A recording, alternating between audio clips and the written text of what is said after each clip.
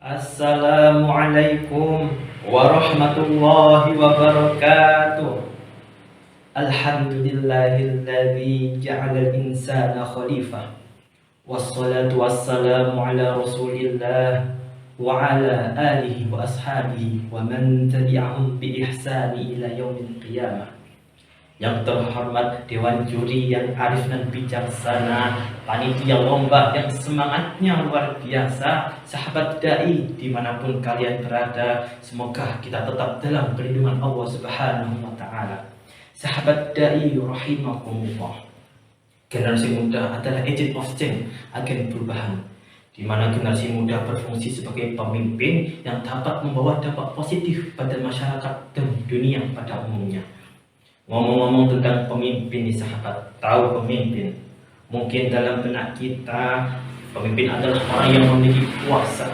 Namun sahabat, kepemimpinan bukan hanya tentang kekuasaan, tetapi amanah yang harus dijalankan. Adapun sosok pemimpin sekaligus figur nih sahabat yang tak tertandingi dalam sejarah umat manusia, yaitu pemimpin kita baginda Rasulullah SAW. Sahabat dai rahimahullah, pada kesempatan kali ini saya akan membawakan tausiah yang berjudul Teladan Kepemimpinan Rasulullah Menjalin Jiwa Kepemimpinan dalam Generasi Muda. Allah Subhanahu wa Ta'ala berfirman dalam Quran surah Al-Ahzab ayat 21. Bismillahirrahmanirrahim. Laqad kana lakum fi Rasulillahi uswatun hasanah. Al-ayah.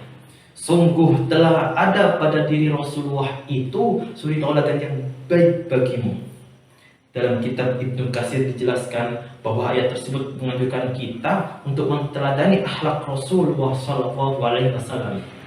Uswah yang utama dari Rasulullah ialah memiliki akhlak yang terpuji. Ayat ini mengajak kita untuk memahami bahwa kepemimpinan Rasulullah bukan hanya sekedar model ideal, tetapi juga pedoman hidup yang harus kita ikuti. Teladan Rasulullah mencerminkan kebijaksanaan, keadilan, kelembutan, dan ketakwaan kepada Allah Subhanahu wa Ta'ala. Dan itulah standar tinggi yang harus dimiliki oleh setiap pemimpin. Namun sahabat, pada realitanya kita seringkali disuguhkan berbagai cerita kelam tentang pemimpin yang mengecewakan. Pemimpin yang melupakan tanggung jawab moralnya, yang lebih mementingkan kepentingan pribadi daripada kesejahteraan bersama. Dan masih banyak yang ingin jadi pemimpin itu karena tergila-gila terhadap kekuasaan atau jabatan.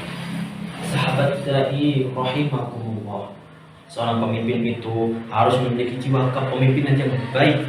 Dan perlu diingat sahabat, sejatinya kepemimpinan bukan hanya harus dimiliki oleh pemimpin, bukan hanya harus dimiliki oleh orang yang punya jabatan, tapi jiwa kepemimpinan harus dimiliki oleh setiap insan.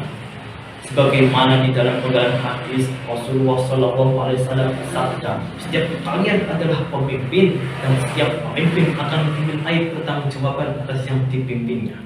Sebagai generasi muda, Allah Subhanahu wa Ta'ala mengibaratkan pemuda dengan kekuatan. Di sini menandakan betapa besarnya tanggung jawab seorang pemuda, karena di balik kekuatan yang besar ada pula tanggung jawab yang besar. Oleh karena itu sahabat, sebagai generasi muda saat ini perlu kita pahami bahwa kita adalah pemimpin di masa depan. Sebuah pepatah masyhur mengatakan, "Syubbanul yaum rijalul ghad." Pemuda hari ini adalah pemuda di masa depan.